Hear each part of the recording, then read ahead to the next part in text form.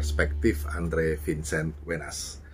Dalam rangkaian pertemuan G20 atau G20, Pak Joko Widodo juga akhirnya mampir ke Glasgow untuk menyampaikan pidatonya di pertemuan tentang climate change.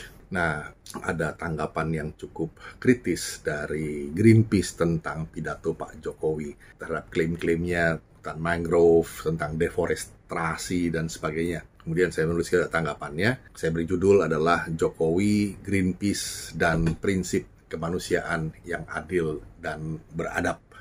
Begini. Nah, sahabat, Indonesia mau menjadi bagian dari solusi, bukan bagian dari problem dunia. Presiden Joko Widodo bilang Indonesia akan dapat berkontribusi lebih cepat bagi net zero emission dunia. Pertanyaannya, seberapa besar kontribusi negara maju untuk kami? Transfer teknologi apa yang bisa diberikan? Ini butuh aksi, butuh implementasi secepatnya. Indonesia akan dapat berkontribusi lebih cepat bagi net zero emission dunia. Pertanyaannya,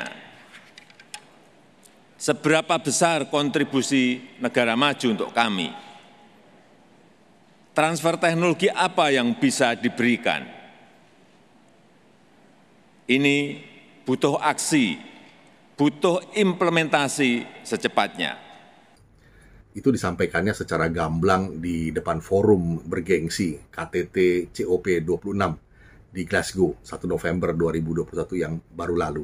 Nah, COP itu singkatan dari Conference of the Parties, dan kali ini adalah conference yang ke-26, makanya namanya COP26.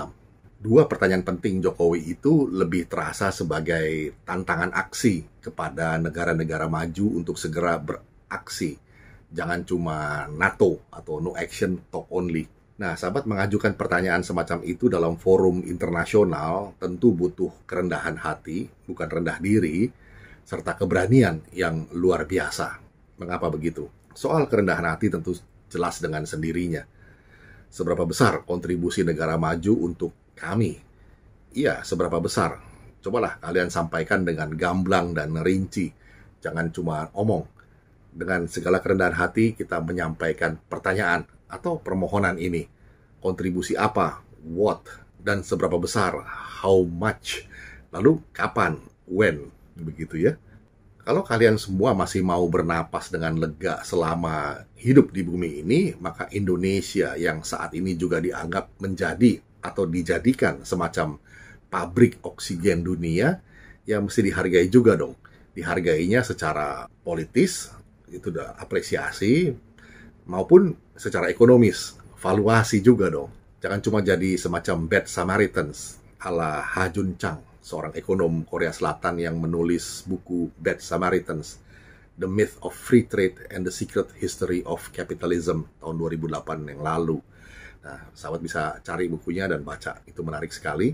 Yang jelas, sikon atau situasi kondisi persaingannya kan memang sudah asimetris kok. Maka ayolah kita adil sejak dari pikiran. Bukankah begitu semestinya? Pak Jokowi tentu juga tahu bahwa ia bakal mesti menghadapi berbagai konsekuensi dengan pertanyaannya itu. Dan dalam hal ini jelas perlu keberanian untuk menanggung konsekuensi atau risikonya. Sontak saja keberanian Pak Jokowi untuk menantang negara-negara maju dengan dua pertanyaan itu mendapat respon yang rupa-rupa dari berbagai kalangan. Misalnya saja dari NGO atau non-governmental organizations macam Greenpeace, yang terkesan ikut-ikutan menekan. Jangan salah menduga dulu, kita bukannya anti Greenpeace, justru kita sangat menghargai kontrol sosial yang dilakukan oleh NGO macam Greenpeace. Kritik semacam itu memang perlu, hanya saja hendaknya argumentasi yang diajukan juga adil dan seimbang, sehingga tidak terkesan jadi menyudutkan kebijakan serta aksi nyata yang mampu dan de facto telah dilakukan oleh administrasi pemerintahan Presiden Jokowi selama ini. Ambil contoh dari apa yang disampaikan Bapak Leonard Simanjuntak, Kepala Greenpeace Indonesia, dalam situs resmi Greenpeace Indonesia, tentang dua hal saja, soal rehabilitasi hutan mangrove dan deforestasi. Pertama, tentang pernyataan Pak Jokowi bahwa Indonesia disebut telah memulai rehabilitasi hutan mangrove seluas 600.000 hektar sampai tahun 2024. Pak Leonard Simanjuntak mengkritisinya begini, Indonesia memiliki ekosistem mangrove terluas di dunia, yaitu 3,4 juta hektar tahun 2015 datanya, yaitu 23% dari ekosistem mangrove dunia. Namun, lebih dari setengah dalam kondisi rusak, yaitu seluas 1,8 juta hektar. Sampai hari ini, alih fungsi lahan gambut untuk tambak, pemukiman, illegal logging, perkebunan, infrastruktur di kawasan pesisir seperti reklamasi, jalan, pariwisata, dan pelabuhan masih terus terjadi. Kondisi ini diperburuk dengan pencemaran dari darat seperti limbah plastik, limbah rumah tangga, tumpahan minyak, dan juga sedimentasi akibat rusaknya kawasan hulu sungai. Nah, rencana pemerintah untuk merestorasi hutan mangrove seluas 600.000 hektar di tahun 2024 terdengar sangat hebat, begitu kata Pak Leonard. Tetapi jika dibandingkan luas hutan mangrove yang rusak di Indonesia yang telah mencapai 1,8 juta hektar, hal ini tidak ambisius mengingat hutan mangrove mempunyai fungsi ekologi yang sangat vital bagi kawasan pesisir yang saat ini sedang menghadapi ancaman krisis iklim. Selain itu, hal ini sepertinya bertolak belakang dengan kebijakan utama pemerintah Indonesia yang saat ini lebih mengutamakan laju investasi yang telah menyebabkan masifnya pembangunan kawasan industri dan infrastruktur di kawasan pesisir. Kebijakan utama ini akan mengorbankan dan merusak ekosistem mangrove yang masih ada, dan juga akan menghambat laju pertumbuhan mangrove yang sedang direhabilitasi karena rehabilitasi mangrove membutuhkan kondisi lingkungan yang baik. Nah, sahabat, menurut hemat kami, ini sebuah studi dengan data yang sangat baik dari Greenpeace. Hanya saja, di sini tampak ada jalan pikiran menuju kesimpulan yang agak menyesatkan bahwa menurut data tahun 2015, Indonesia punya lahan mangrove terbesar di dunia, hampir 3,5 juta hektar.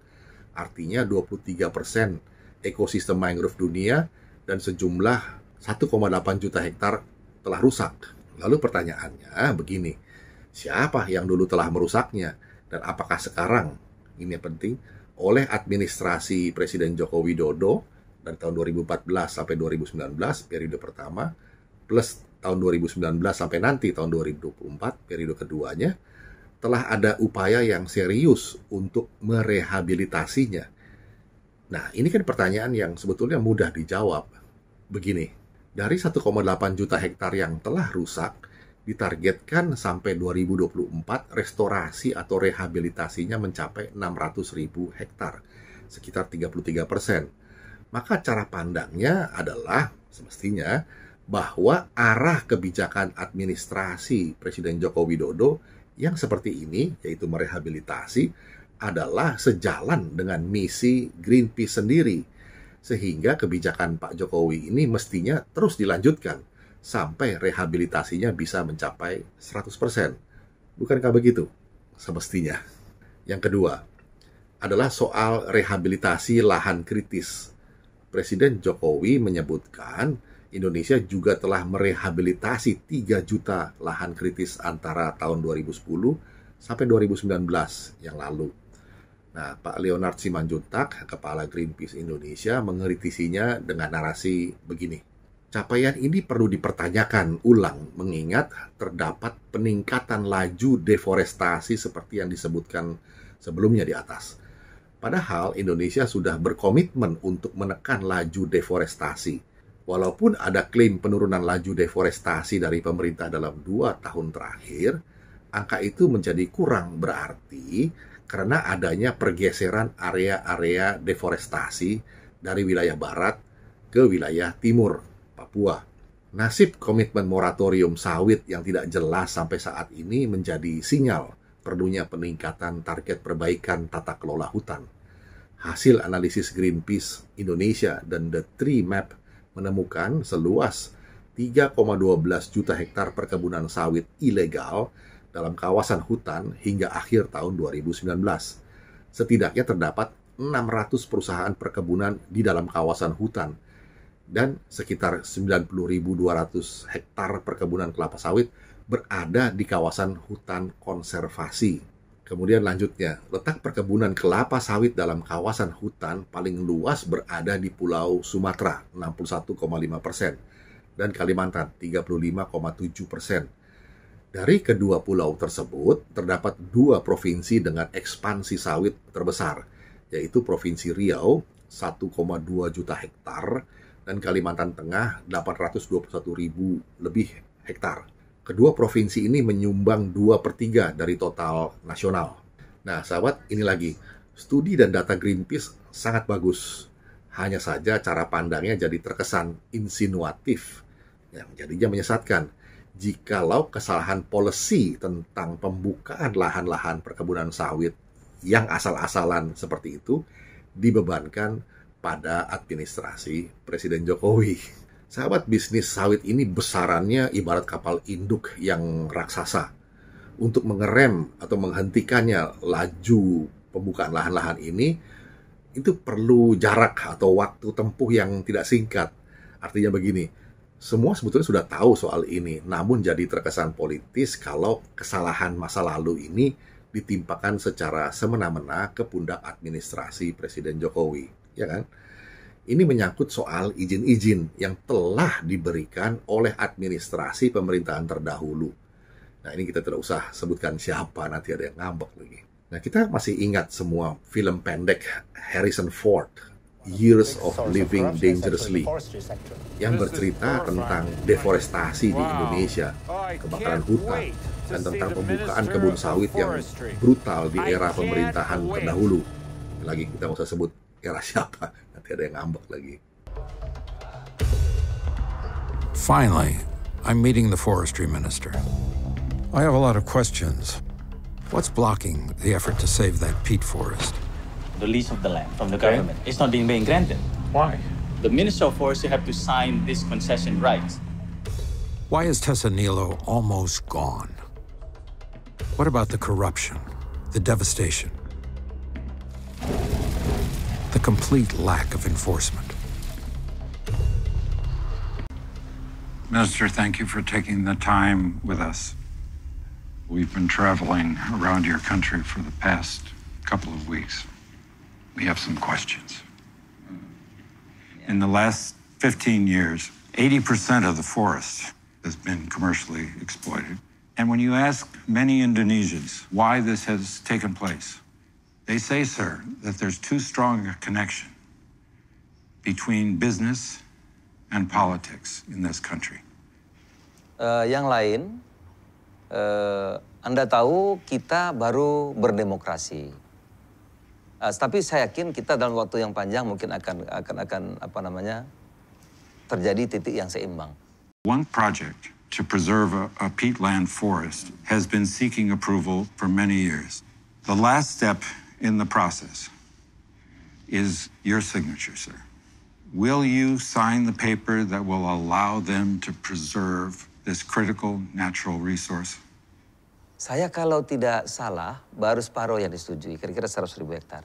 You're willing to sign 100, yeah. the paper 50%. to give them 50% of what they're asking for. When will that happen? Kalau mereka setuju, saya kira lusa minggu depan sudah bisa. We were in Tessanilo Tessanilo. National Park. Okay. It's not funny. Yeah. It's not funny. Only 18% of it remains. We saw it. There are new roads, new illegal roads. Forests cut, trees laying on the ground, burnt where they fell. It's devastating. It's heartbreaking to see it. You saw it. You pledged a resolution. What have you done? Saya baru lihat terkaget. Kami tiap hari untuk mencoba menyelesaikan persoalan. Kami baru mengalami apa yang disebut demokrasi. Sir, they didn't drop out of the sky on this property. They came there over a period of time, and there was plenty of time to stop the behavior, stop the activity. Tadi saya sudah jelaskan, ini bukan Amerika, memang berbeda. Kami baru mengalami apa yang disebut dengan reformasi. Ya, baru ini. Sekarang orang baru bebas. Baru bebas kadang-kadang kami memang surplus, apa yang disebut dengan surplus demokrasi. Oleh karena itu kami sekarang buat program untuk mencoba memindahkan mereka, mencari lahan pengganti nama. I understand. You're willing to lose the battle. Is that what you're telling me? Yeah. Okay, all right. I see all of this wealth, but it's at the top of the heap. Down at the bottom of the heap, sir, there's inequity, Gimana? there's illegality, and there's corruption. Thank you for your time. Sama-sama, makasih. Sudahlah, singkat cerita, Indonesia sedang bebenah diri. Ya, bebenah diri. Kita sudah sadar bahwa sebagai warga dunia, warga bumi yang baik, kita juga mesti menyumbang oksigen sebanyak-banyaknya bagi seluruh makhluk hidup di bumi ini. Ini prinsip internasionalisme yang dirumuskan dalam sila kemanusiaan yang adil dan beradab.